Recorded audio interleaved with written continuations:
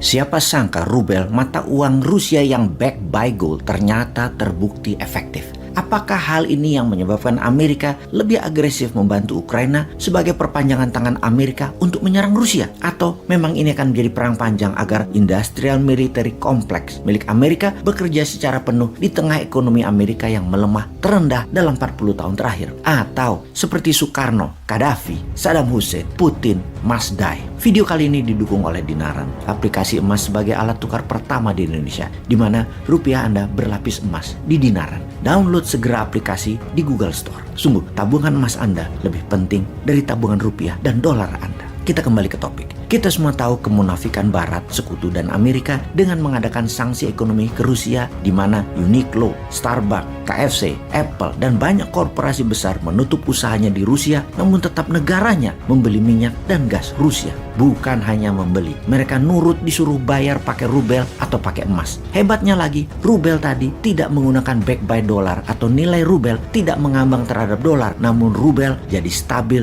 dipatok pakai harga emas. Inilah hal yang terbukti efektif yang dilakukan oleh Putin untuk melawan sanksi ekonomi dengan serangan balik. Dengan tetap membeli rubel dengan standar emas, maka sesungguhnya perang Ukraina akan panjang dan dalam jangka panjang Eropa akan bangkrut, begitu juga Amerika akan bangkrut. Rubel backed by gold dan transaksi emas membeli minyak dan gas ini akan menjadi topik pembicaraan kita kali ini. Karena banyak pengamat militer berkesimpulan, jangan-jangan tindakan sekutu yang didalangi oleh Amerika dan Inggris bukan atas nama kemanusiaan membela Ukraina itu, tetapi rubel backed by gold ini akan membahayakan US dollar dan pound sterling ke depannya. Inilah tindakan utama mereka sesungguhnya. US dollar yang menguasai 65% perdagangan dunia ditambah euro sekitar 22% adalah 87% mayoritas transaksi di dunia akan terancam dengan rubel dan emas sebagai alat bayar, sehingga Rusia harus diserang dan disudahi perannya. Kita kembali ke zaman Obama yang mengatakan people of Libya need to be protected, atau rakyat Libya harus dilindungi. Dilindungi dari siapa?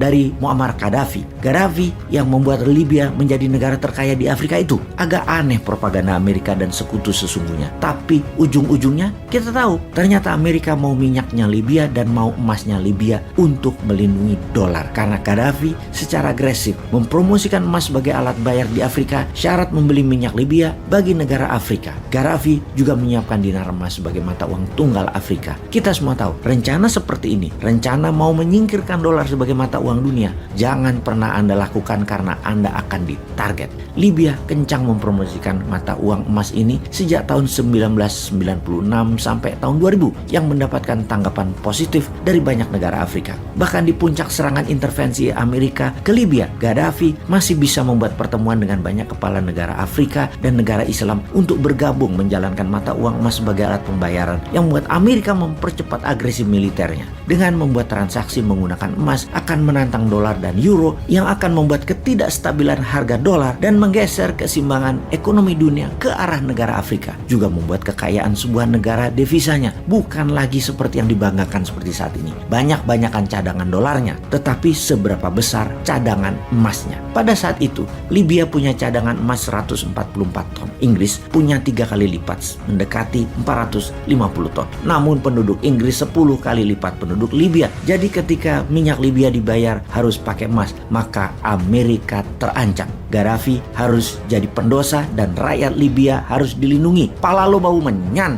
Geblek emang Amerika dan negara yang mendiamkan kezoliman Amerika itu. Kita ingatkan kembali sebelum Libya Gaddafi dieksekusi, maka Saddam Hussein juga dilibas karena mempromosikan hal yang sama. Transaksi minyak Irak hanya bisa menggunakan euro dan emas. Masih mending karena masih bisa terima euro. Namun terbanyak negara Afrika membeli minyak Irak pakai jaminan emas. Yang pasti Amerika melakukan embargo terhadap Irak, sanksi ekonomi dan invasi penggulingan pemerintahan Saddam. Pastinya menggunakan emas sebagai alat bayar akan membuat negara Timur Tengah dan negara Afrika menjadi negara yang berdaulat dan kuat. Dan bagi Amerika, hal itu harus dihindari dengan berapapun biayanya, harus tidak boleh terjadi, yaitu emas tidak boleh berkuasa. Menggunakan selain dolar adalah sebuah self-determination sesungguhnya, atau kedaulatan bernegara. PBB bahkan tidak mendukung negara untuk menjadi berdaulat. PBB yang di belakangnya Amerika dan Sekutu Barat tidak ingin negara-negara lain itu sejahtera dan berdaulat pakai sistem di luar sistem mereka, yaitu sistem dolar. Ketika OPEC dan negara penghasil minyak bumi kompak tidak menggunakan dolar sebagai alat bayar, ini akan membuat negara yang lapar minyak bumi, negara besar dunia, akan tidak bisa membeli minyak tersebut karena dengan mata uang dolar atau pound sterling mereka bisa mencetak uang itu sendiri dan membayar harga minyak bumi tadi. Tapi kalau pakai emas, keterbatasan jumlah emas yang mereka miliki akan membuat harga emas naik, harga minyak bumi dibayarkannya jadi makin mahal.